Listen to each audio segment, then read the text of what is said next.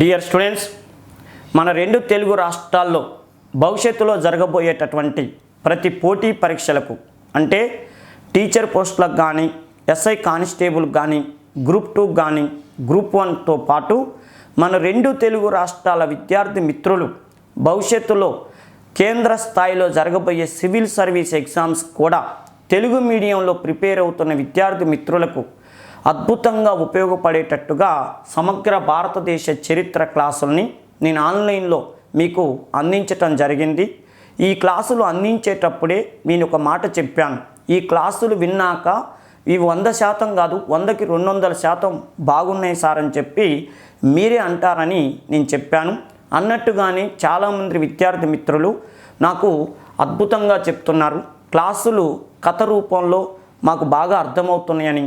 రెండో విషయం ఏంటంటే అసలు ఎగ్జామ్ దగ్గరికి వచ్చే నాటికి వాటిని ఎలా యూజ్ చేసుకోవాలి, అంటే రన్నింగ్ నోట్స్ ఎలా రాసుకోవాలి, అదేవిధంగా ఇంకా తక్కువ టైంలో ఏం ప్రిపేర్ కావాలి, బిట్ బ్యాంక్ ఎలా ప్రిపేర్ కావాలి, తర్వాత ఆబ్జెక్టివ్ బిట్లు ఎలా ప్రాక్టీస్ చేయాలనేటటువంటి దాన్ని మీరు ఆన్లైన్లో చక్కగా వివరించారు. అద్భుతంగా వీడియోలు పెట్టారు. మేము ఎక్స్పెక్ట్ చేయనటువంటి వీడియోలు ఒక్కొక్క పాఠానికి సంబంధించి వస్తున్నాయి సార్. వీటిని మేము సరిగ్గా ఉపయోగించుకుంటే ఖచ్చితంగా విజయం సాధిస్తామనే నమ్మకం మాలో కలిగింది సార్ అంటున్నారు. ఈ విషయంలో నేనే మీకు కృతజ్ఞతలు చెప్పాలి. ఎందుకంటే నేటి ట్రెండ్కు తగ్గట్టుగా భారతదేశ చరిత్రను సమగ్రంగా ఎక్స్ప్లెయిన్ చేయండి అని చెప్పి చాలా నెలల నుంచి చాలామంది విద్యార్థులు నా దృష్టికి తీసుకొస్తుంటేనే వాళ్ళందరి యొక్క అభ్యర్థన మేరకు తయారైనవే ఈ ఉపేంద్ర హిస్టరీ అకాడమీ యాప్లో ఇండియన్ హిస్టరీకి సంబంధించి, మన ఆంధ్రప్రదేశ్ చరిత్రకు సంబంధించి, మన తెలంగాణ ప్రాచీన చరిత్రకు సంబంధించినటువంటి క్లాసులు. ఈ 3 క్లాసుల్ని అద్భుతంగా వినియోగించుకుంటున్నారు. ఇందులో ఎలాంటి డౌటు లేదు. ఖచ్చితంగా మీరు కోరుకున్నటువంటి ఉద్యోగాన్ని సాధిస్తారని మాత్రం నేను మాట ఇస్తున్నాను. ఇంకో విషయం ఏంటంటే ఇప్పుడు మీరు చూస్తున్న క్లాసులే కాదు, దీన్ని నేను ఇంకా అద్భుతంగా మీకు ఉపయోగపడేటట్టుగా లెక్కలేనటువంటి క్లాసులు మీకు అందిస్తాను. సందర్భానుసారంగా మీరు నాకు ఇవ్వాల్సినటువంటి అవకాశం ఏంటంటే హర్రీ చేయకుండా కొద్దిగా నిమ్మలంగా నాకు అవకాశం ఇస్తే అద్భుతమైనటువంటి సబ్జెక్టుని నేటి ట్రెండ్కు తగ్గట్టుగా నేను అందిస్తాను. రాబోయే రోజుల్లో ప్రశ్నాపత్రాలు అనేటటువంటి చాలా కఠినంతో కూడుకొని ఉంటాయి కాబట్టి ఏ టైప్లో క్వశ్చన్స్ అడిగినా కూడా సమాధానం ఒకటే. ఉపేంద్ర హిస్టరీ అకాడమీ యాప్ ద్వారా నేను నేర్చుకున్నటువంటి సబ్జెక్టే నన్ను ఈ రోజున గవర్నమెంట్ ఉద్యోగం సాధించేటట్టు చేసిందనేటటువంటి ఆలోచన ప్రతి స్టూడెంట్లో కూడా నేను తీసుకొస్తానని మాట ఇస్తున్నాను. ఇకపోతే విద్యార్థి మిత్రులు ఈ మధ్యకాలంలో నా దృష్టికి బాగా తీసుకొస్తున్న విషయం ఏంటంటే ఫీజుని ఎక్కువగా నిర్ణయించారు సార్. దయచేసి ఒక పని చేయండి, 6 నెలల కాలపరిమితి పెట్టి సగానికి రేటు తగ్గించండి సార్ అని చెప్పి 2 తెలుగు రాష్ట్రాల విద్యార్థులు ఈ మధ్యకాలంలో నా దృష్టికి తీసుకొస్తున్నారు. మీరు బాగా అర్థం చేసుకోవాల్సిన విషయం ఏంటంటే అమ్మా, దీన్ని 6 నెలలు కాకుండా నేను 1 ఇయర్ ఎందుకు పెట్టానంటే మీకు టెన్షన్ ఉండకుండా, నాకు టెన్షన్ ఉండకుండా ఉండాలి. ఏందో తెలుసా, దీన్ని 6 నెలలు పెట్టిననుకోండి, నేను మీకు సబ్జెక్టు మొత్తం 6 నెలల్లో అందించాలంటే నేను హర్రీ అయితే మీరు కోరుకున్న లెవెల్లో అసలు ముందు నాకు నచ్చాలిగా నా సబ్జెక్టు, అది నేను అందించలేను. రెండవది ఏంటంటే మీరు కూడా నోట్స్ రాసుకోవాలంటే చాలా కష్టంతో కూడుకొని ఉంటుంది. ఈ మధ్య కాలంలో కాంపిటేటివ్ ఎగ్జామ్స్ ప్రిపేర్ అయ్యేటటువంటి వాళ్ళు, కొత్తగా వచ్చిన వాళ్ళు చాలామంది ఉన్నారు. వాళ్ళకి రన్నింగ్ నోట్స్ రాసుకోవటం ఎలా కూడా కొంతమంది తెలియదు సార్ అని చెప్పి నా దృష్టికి తీసుకొస్తున్నారు. వాళ్ళని దృష్టిలో పెట్టుకొని రన్నింగ్ నోట్స్ రాసుకునేటట్టుగా ఏది తెలంగాణ ప్రాచీన చరిత్ర కానీ, ఆంధ్రప్రదేశ్ చరిత్ర కానీ, భారతదేశ చరిత్రకు సంబంధించి ప్రతిదీ కూడా స్క్రీన్ మీద స్లైడ్స్ రూపంలో విస్తృతంగా ఎక్స్ప్లెయిన్ చేశాను. వీటన్నిటిని రాసుకోవాలంటే ఖచ్చితంగా 6 నెలలు అయితే సరిపోదు. వాళ్ళందరినీ దృష్టిలో పెట్టుకొని నేను 1 ఇయర్ కాల పరిమితి ఇచ్చాను. 1000 రూపాయలు అంటే 999 రూపాయలు పెట్టాను. ఇందులో వేరే ఆలోచన లేదు. మన ఇద్దరి టెన్షన్లు, అంటే రాసుకునే విషయంలో మీ టెన్షను, పాఠం చెప్పే విషయంలో నేను టెన్షన్ పడకుండా అద్భుతమైనటువంటి సబ్జెక్టుని మీకు అందించాలంటే ఇదే కరెక్ట్ అని చెప్పి నేను నిర్ణయించాను. దయచేసి మీరు అర్థం చేసుకోండి. నిజానికి నేను మీ దగ్గర నుంచి ఎక్కువగా అమౌంట్ పొందాలి, అతి తక్కువ టైంలో అమౌంట్ పొందేటట్టు చేయాలనుకుంటే దీన్ని 6 నెలలు పెట్టి దానికి సగానికి సగం డబ్బులు తగ్గించుంటే ఎక్కువ మంది పిల్లవాళ్ళు వెంటనే తెల్లారే జాయిన్ అయ్యేవాళ్ళు. కానీ విషయం ఏంటంటే మీరు అనుకున్నటువంటి సబ్జెక్టు మాత్రం ఎట్టి పరిస్థితుల్లో అందించలేను. ఇంకో విషయం తెలుసా, నేను దీనికి సగానికి సగం రేటు తగ్గించి 6 నెలల కాల పరిమితి పెట్టింది అనుకోండి, మళ్ళీ 6 నెలల్లో మీరు అవి రాసుకోకపోతే మళ్ళీ కొనాల్సి వస్తుంది. కొనాలంటే ఇప్పుడు నేను ఉదాహరణకి 600 పెట్టింది అనుకోండి 6 నెలలకి, మళ్ళీ 6 నెలల్లో రాసుకోకపోతే మళ్ళీ కొంటే ఏమైంది మీకు అది 1200 అవుతుంది.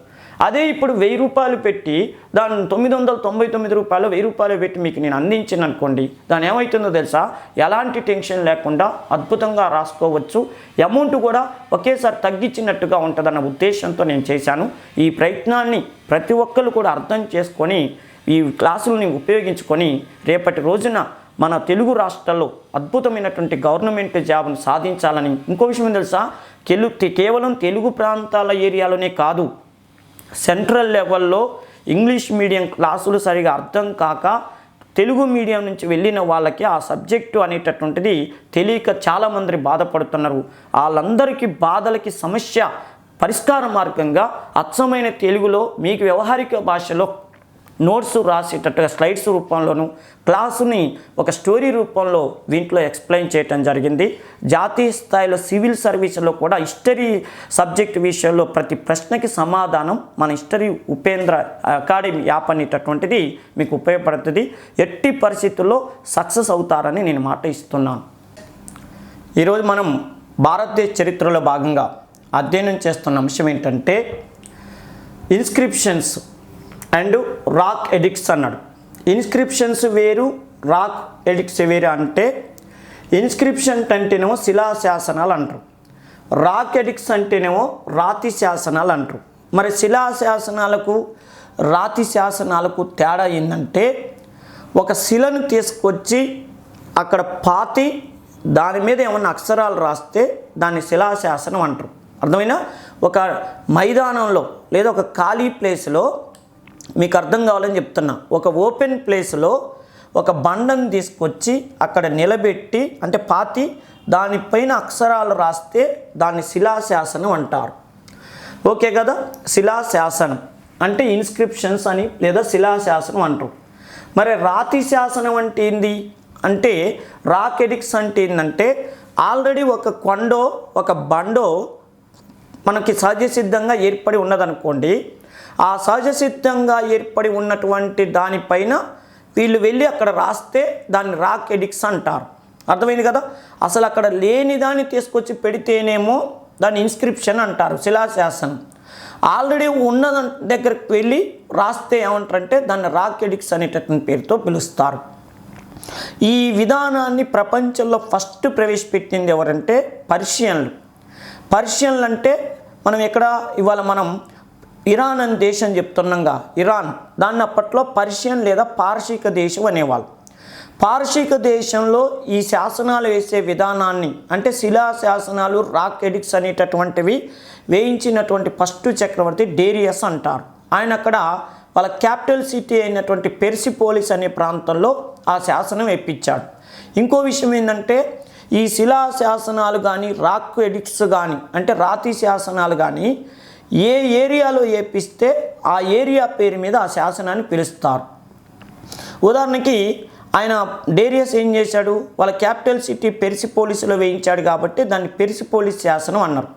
మన భారతదేశంలో ఇప్పుడు వస్తాయి శాసనాలన్నీ, అలహాబాదు శాసనం, అతిగుంప శాసనం, చందుపట్ల శాసనం, తర్వాత మొహరాలి ఉక్కు స్తంభ శాసనం, అయహోలు శాసనం. అర్థమైనా, ఇట్లాంటివన్నీ పేర్లతో వచ్చినాయి అంటే ఆ ఊర్లలో వేసిన శాసనాలని గుర్తుపెట్టుకోండి. ఓకే కదా, మరి మన భారతదేశంలో శాసనాలు వేయించిన మొట్టమొదటి చక్రవర్తి అంటే ఎవరని చెప్తాం, అశోకుడు అని చెప్తాం. శాసనాల ద్వారా ప్రజలతో మాట్లాడిన మొట్టమొదటి భారతీయ చక్రవర్తి అంటే అశోకుడు అని చెప్పినాం. ఇంకో విషయం ఏంటంటే, నేను మీకు చాలాసార్లు ఎక్స్ప్లెయిన్ చేశాను, శాసనాలు 3 రకాలు ఉంటాయి. ఒకటి ప్రశస్తులు. ప్రశస్తి అంటే ఒక రాజు గొప్పతనాన్ని గురించి వాళ్ళే వేయించుకోవటమో వేరే వాళ్ళు వేపిస్తే వాటిని ప్రశస్తులు అంటారు. అంటే ఒక రాజు గొప్పతనాలంటే మింది ఆయన అందంగా ఉంటాడు సందంగా ఉంటాడని కాదు, ఆయన ఎన్ని యుద్ధాలు చేశాడు, ఎన్ని విజయాలు సాధించాడు, ఏ సంస్కరణలు చేపట్టాడు అని, లేదా అతను ఏదన్నా గొప్ప గొప్ప పనులు చేశాడని వాళ్ళ గురించి వేరే వాళ్ళు అంటే వాళ్ళ ఫ్యామిలీ మెంబర్సో లేదా ఆయన దగ్గర ఉద్యోగం చేసేవాళ్ళు ఆయనే తన గొప్పతనాన్ని గురించి వేయించుకుంటే దాన్ని ప్రశస్తి అంటారు. ప్రశంస అంటే ఏంటి, పొగడత, దాన్ని ప్రశస్తి అంటారు. ఇకపోతే రాజాజ్ఞలు అంటే రాజు స్వయంగా వేసుకున్న వాటిని రాజాజ్ఞలు అంటారు. మరి రాజాజ్ఞల్లో ఏముంటాయి? ప్రభుత్వం ప్రజలకు చేపడుతున్న సంక్షేమ పథకాల గురించి కానీ, ప్రభుత్వం చేస్తున్న అనేక సంస్కరణల గురించి కానీ, రాజ్యాంగంలో చేయబడినటువంటి మార్పుల గురించి కానీ ఇన్ఫర్మేషన్ ఇస్తూ వేసే వాటిని ఏమంటారంటే రాజాజ్ఞలు అంటారు. భారతదేశంలో అశోకుడు వేయించిన అన్నీ కూడా రాజాజ్ఞల కిందకే వస్తాయి. ఓకే కదా, అది గుర్తుపెట్టుకోండి. ఇకపోతే దాన శాసనాలు అంటే అవి ప్రైవేటు వ్యక్తులు వేసుకోవచ్చు, ప్రభుత్వ వ్యక్తులు వేసుకోవచ్చు. ఎవరైనా ఒక దేవాలయానికి కానీ, ఒక మత సంస్థకు కానీ, ఒక ఆశ్రమానికి కానీ, ఒక గుడికి కానీ, లేదా అంటే ఒక ప్రత్యేక సత్రాలు ఉంటాయి, దైవ సత్రాలు, ఆ సత్రాలకు కానీ, ఒక స్కూలుకు కానీ ఇస్తే వాటిని పైన వేసుకునేటట్టు అక్కడ ఆ ఆవరణంలో వేసే వాటిని దాన శాసనాలు అంటాం. మన 2 రాష్ట్రాల ముఖ్యమంత్రులు వేసుకోవచ్చు, ఒక సామాన్యుడైనటువంటి ఉపేందర్ కూడా వేసుకోవచ్చు దాన శాసనాలు. వాటిని రాగి పత్రాల మీద రాపిస్తారు, అందుకని వాటి తామ్రపత్ర శాసనాలని పేరుతో పిలుస్తారు. రేపు ఎగ్జామ్లు అడుగుతాడు, ఈ 3 రకాల్లో దేనిని తామ్రపత్ర శాసనాలని పిలుస్తారంటే ఈ దాన శాసనాలని తామ్రపత్ర శాసనాలని పేరుతో పిలుస్తారు. మన ఆంధ్రదేశం లేదా మన తెలంగాణను పరిపాలన చేసిన ఏ చక్రవర్తుల్లో ఎక్కువ తామ్రపత్రాలు వేయించారంటే విష్ణుకుండెన్లు అనే రాజులు తామ్రపత్ర శాసనాలు వేయించారు. ఇకపోతే చూడండి, ఇక కట్టడాలైనా ఏదైనా దేంతో చేస్తున్నట్టు, రాళ్లతో చేస్తున్నట్టు. అర్థమైంది కదా, ఇప్పుడు మీకు అర్థమైంది. ఇంకో విషయం ఏంటంటే రాజాజ్ఞలు అంటేనేమో అవి ఎక్కువగా శిలాశాసనాలే వేస్తారు. రాజాజ్ఞలు శిలాశాసనాలు వేస్తారు. ఎందుకంటే జనాలందరూ సంచరించే ఏరియాలలో ఈ రాజశాసనాలని తెలియజేయాలి. ప్రభుత్వం చేయబడుతున్నటువంటి పథకాలని, సంక్షేమ పథకాలని ప్రజలకు తెలియజేయాలంటే ప్రజలు ఎక్కడున్నారో అక్కడికి శాసనాలు వెళ్ళాలి, కానీ ప్రజలు శాసనాల దగ్గరికి వెళ్ళరు కదా.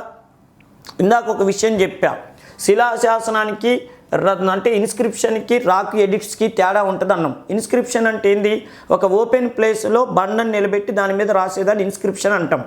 రాక్ ఎడిక్ట్స్ అంటే ఎక్కడ కొండలు బండలు ఉంటే అడిపోయి రాసేది. ఇప్పుడు ప్రభుత్వం చేపడుతున్నటువంటి పథకాలని ప్రజలకు ఎక్స్ప్లెయిన్ చేయాలంటే ఎక్కడ వేయాలా? రోడ్డు మీద వేయాలి. రోడ్డు పక్కన ఇప్పుడు కనుక మనం ఫ్లెక్సీలు చూస్తుంటాం, రోడ్ల మీద అటు ఇటు ఫ్లెక్సీలు ఉంటాయి.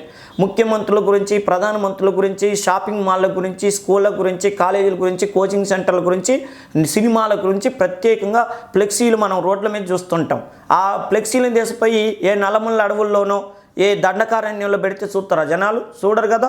రోడ్డు పక్కన వేస్తే జనాలు వెళ్తున్నప్పుడు చూసి ఓహో ఈ వస్తువు ఇంత ధరకి తగ్గించారా, మనం కొంటే బాగుంటుంది, ఈ సినిమా డైరెక్టర్ ఏనా, ఓకే అన్న ఐడియా ఉంటే మనం సినిమా పోవాలని వాళ్ళ బాధ వాళ్ళది.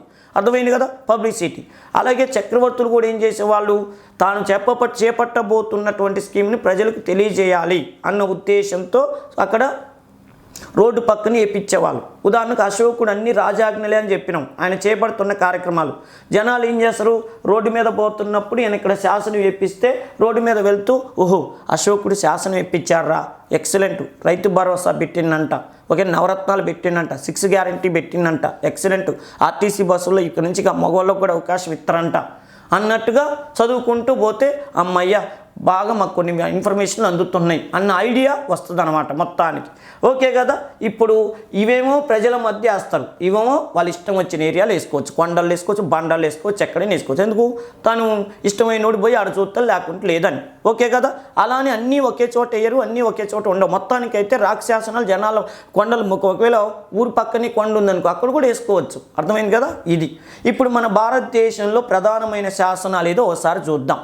ఓకేనా. ఇక చూడండి, సహగౌర శాసనం, మీరు నోట్స్ రాసుకోవాలి. ఓకేనా. సహగౌర కాపర్ పిల్లర్ లేదా ప్లేటు అనేటటువంటిది ఒక శాసనం. ఇది ఎవరు వేయించారు అని అంటే అశోకుడు వేయించాడు. ఓకేనా. సహగౌర అనేటటువంటిది ఒక ప్రాకృత శాసనం. చూడు, ప్రాకృత శాసనం. సహగౌర అనేది ఒక ప్లేసు. ఇది ఏ లిపిలో వేయబడింది? బ్రాహ్మీ లిపిలో వేయబడింది. ఇది ఎవరు వేయించారు? అశోకుడు వేయించాడు. ప్రాకృత భాషలో ఓకేనా సహగౌర కాపర్ ప్లేట్ అనేటటువంటిది ఎక్కడుంది? సహగౌర అంటే గోరఖ్పూర్, అంటే ఉత్తరప్రదేశ్లోని గోరఖ్పూర్ అనే ప్రాంతంలో అశోకుడు వేయించినటువంటి శాసనం. ఈ శాసనంలో ప్రత్యేకంగా అశోకుడు ఏమి రాపించాడు అని అంటే మౌర్య సామ్రాజ్యం యొక్క గొప్పతనాన్ని గురించి రాశాడు. రెండో విషయం ఏంటంటే భారతదేశంలో తొలి రాగి శాసనంగా దేన్ని చెప్తారంటే సహగౌర అనేటటువంటి శాసనాన్ని చెప్తారు. ఇంకో విషయం ఏంటంటే మౌర్యుల కాలంలో ఎక్కడైనా కరువు కాటకాలు వస్తే ఆ కరువు కాటకాల నివారణ కోసం మౌర్య చక్రవర్తులు ఎలాంటి చర్యలు తీసుకున్నారో తెలియజేస్తూ అశోకుడు వేయించినటువంటి శాసనంగా ఈ శాసనాన్ని చెప్తారు. ఇప్పుడు మీకు ఒక విషయం అర్థమైంది. సహగౌర అనేటటువంటి శాసనం మౌర్యులది, ఇది అశోకుడు వేయించాడు, ఇది ప్రాకృత భాషలో వేయించాడు, రెండోది బ్రాహ్మీ లిపిలో వేయించాడు.